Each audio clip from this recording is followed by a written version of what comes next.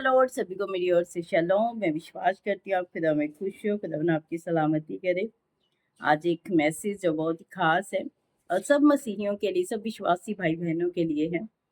प्रभु का वचन कहता है, अगर तुझे राई के दाने जितना विश्वास है तो तू इस पहाड़ को कहे उखड़ के वहां चला जा तो वहां हो जाएगा।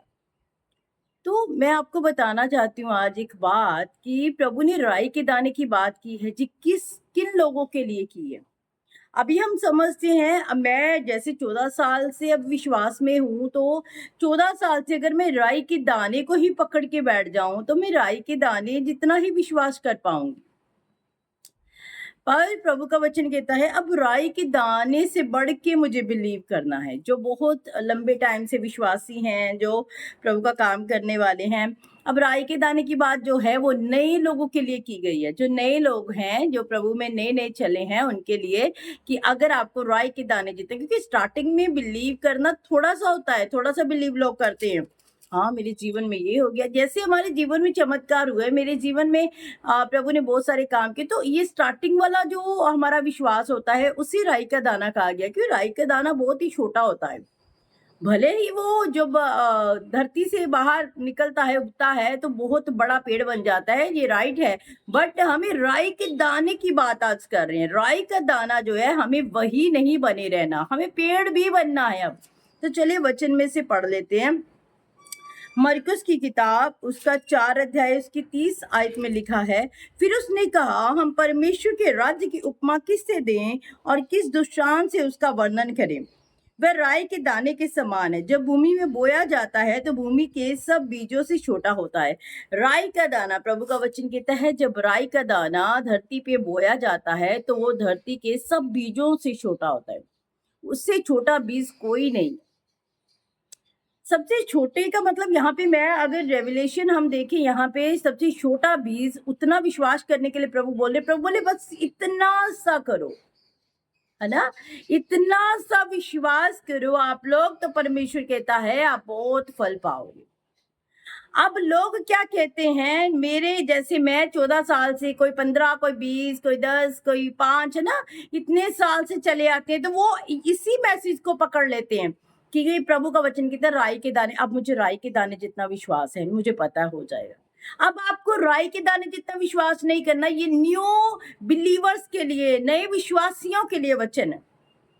राई का दाना तो उगता है जब, तो सब साग पात से लिखा है, ऊंचा होता है, बड़ा होता है, तो हमें वो बनना है अब। क्योंकि मुझे तो काफी लंबा टाइम हो गया खुदा में, आपको काफी लंबा टाइम हो गया होगा प्रभु में। आपका फेथ अब राई के दाने जितना नहीं, आपका फेथ अब बहुत बड़ा होना चाहिए, वो पेड़ बन जाना चाहिए, जिसकी छांव में बहुत सारे विश्वासी बसेरा कर पाए, जिसकी छांव में बहुत सारे पक्षी बसेरा कर पाए। आपको वो पेड़ बनना है। अब मैं राई के दाने जितना बिलीव नहीं करती हूँ अपने खुदा के ऊपर। जैसे राई का दाना उग के बहुत बड़ा पेड़ बन जाता है, मैं वैसा बिलीव करती हूँ अपने परमेश्वर के ऊपर। सो आज मेरा बताने का जो मेन मकसद है वो यही है कि हमें राई के दाने की बात तो करते हैं, हर विश्वासी करता है, बहुत अच्छी बात है, स्टार्टिंग होती है ये स्टार्टिंग होती है। ये इतने साल के लिए इस वचन को नहीं है, इस वचन को आगे पढ़ते हैं तो हमें आगे वाला जो है आप वो लेना है वचन, कि प्रभु का वचन कहता है कि हम राई के दाने से बढ़ के हो गए हैं। लेकिन जब भूमि में बोया जाता है तो भूमि के सब बीजों से छोटा होता है, परंतु जब बोया गया तो उगकर सब साग पात से बड़ा हो जाता है और उसकी ऐसी बड़ी डालियां निकलती हैं कि आकाश के पक्षी उसकी छाया में बसेरा कर सकते हैं। हालेलुया। लिखा है, जब राई का बीज बोया जाता है तो सबसे क्या होता है, छोटा। यानी कि मेरा बिलीव, फेथ अपने खुदा के ऊपर स्टार्टिंग में बहुत थोड़ा था, बहुत छोटा था। मैं जीसस को जानती भी नहीं थी और मैं कहती थी कि मेरा एक सवाल हमेशा होता था, जब भी मुझे कोई जीसस के बारे में बताता था, मैं बोलती थी, जो वो आप बचे नहीं, क्रूस के ऊपर चढ़ गए, तो मुझे क्या बचाएंगे, मेरी क्या सुरक्षा करेंगे, मेरे लिए क्या ही करेंगे वो। पर बाइबल को जब मैंने पढ़ा तो मैंने पढ़ा कि वो मेरे लिए ही मरा, उसने मेरे लिए ही अपनी जान को दिया। तो फिर मेरा थोड़ा सा विश्वास बना, राई के दाने जितना।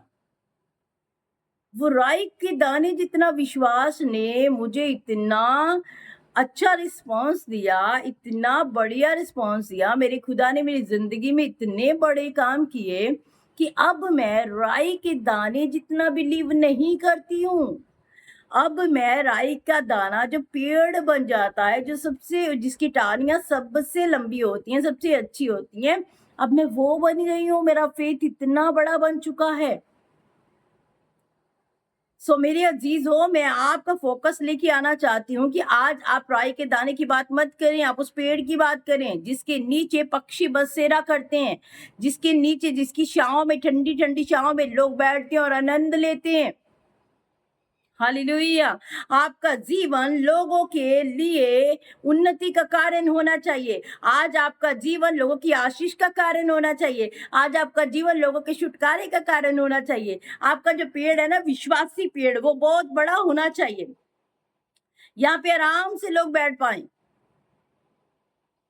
आपकी जिंदगी से फ्रूट नजर आना चाहिए, जहां लोग फ्रूट खाने के लिए आपके पास आने पाए और आप उन्हें सुसमाचार सुनाओ और फिर प्रभु उनके जीवन में बहुताई से कार्य करे। ये एक वे है विश्वास को बढ़ाने का। ये दाने, राई के दाने की बात जो है ना, ये एक स्टार्टिंग वाली बात है, ये शुरुआती बात है ना, ये शुरुआती बात है। तो यहाँ पे जो मैं आपको बता रही हूँ, ये विश्वास को बढ़ने की बात है। अब बढ़ाना है। प्रभु यीशु आगे लिखा, अपने चेलों से ऐसे दृष्टांतों में बातें किया करते थे, है ना। आज आप मुझसे बात कर रहे हैं प्रभु, आज आपसे बात कर रहे हैं परमेश्वर। तो मुझे पता है कि हमारा परमेश्वर जो है, हमें स्टार्टिंग यही से करने को कहता है। अब आप राई के दाने जितना बिलीव मत कीजिएगा, अब आप पेड़ बन जाइएगा जिसकी छांव में बहुत सारे लोग बसेरा कर पाए, बैठ पाए, आनंद ले पाए। हालेलुया। तो हमें मेरे अजीजों आज अपने बिलीव को बढ़ा के लोगों को प्रभु में लेके आना है। जो लोग मैं अपने चर्च में सिखा रही थी संडे ये बात, मैंने कहा जब आपको सुसमाचार सुनाना है तो आपको डायरेक्ट बाइबल पकड़ के किसी के घर में नहीं जाना है। आप सुनो इस बात को, आपको डायरेक्ट इसे पकड़ के, वचन को पकड़ के सीधा चले नहीं जाना है। वो बंदा बिलीव नहीं कर रहा है, वो अभी विश्वास नहीं कर रहा है, तो आप सीधे वचन सुना दोगे, उसे कुछ भी समझ नहीं आएगा, समझेगा नहीं। वो क्या बोल के गए, मुझे नहीं सुनना वचन, है ना। बहुत सारे विरोधी ऐसे होते हैं। आपको क्या करना है, मैंने अपने चर्च में एक आसान तरीका बताया, बहुत सारी रूहों को बचाने का, सुसमाचार फैलाने का। अब चाय पे बुलाएं, है ना, अपने अजीज को जो दुख में है, जो बीमारी में है, जो पीड़ा में है, आप उसी चाय पे बुलाएं, इकट्ठे बैठ के चाय पिए, अपनी टेस्टमनी शेयर करें उनसे। हमारा जो मेन मकसद है, प्रभु के राज्य में लोगों को तैयार करना है, क्योंकि प्रभु का वचन कहता है कोई भी रूह नाश नहीं होनी चाहिए। अगर आपका पड़ोसी आपकी वजह से नाश हो रहा है तो आपको उसका न्याय देना पड़ेगा ऊपर जाके। तो ये एक बड़ा अच्छा मार्ग है। आप अपने फ्रेंड सर्कल को ऐसे बुला सकते हो, फ्रेंड सर्कल को बुला के उसे चाय पे इनवाइट कर सकते हो, साथ साथ वचन का जो प्रीच कर सकते हो। एक एक रीजन होता है। जब मैं प्रभु में आई थी तो मुझे एक फंक्शन पे इनवाइट किया गया था। मैं चर्च नहीं गई थी, मुझे एक चर्च में एक फंक्शन पे इनवाइट किया गया था, बर्थडे था।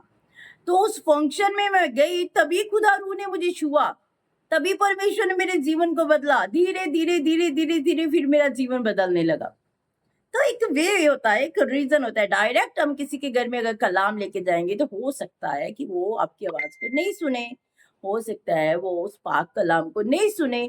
तो इसलिए आपको, क्योंकि वचन कहता है कबूतर की मानद भोले और सांप की मानद जो है वो आपको होशियार बनने की जरूरत है। तो हमें बहुत होशियारी से परमेश्वर के कार्य को पूरा करना है। आमीन, हालेलुया। तो बस मैं तो डटी हुई हूँ, मैं तो लगी हुई हूँ और मैं करती रहूंगी जब तक इस जिंदगी में सांस है, जब तक इस शरीर में सांस चल रही है प्रभु की, तब तक मैं इस काम को पूरा करूंगी। तो आप भी खड़े हो जाइए, प्रभु के कार्य को करें और जल्दी से परमेश्वर के राज्य में बहुत सारी रूहों को जीत के लेके आए। आमीन। तो राई के दाने जितना विश्वास नहीं, अब राई का पेड़ बन जाना चाहिए वो विश्वास। हालेलुया। God bless you. खुदावन आपको इस मैसेज के द्वारा बहुत सारी आशीष और बरकत दे। सबको मेरी ओर से शालोम, जय मसीह।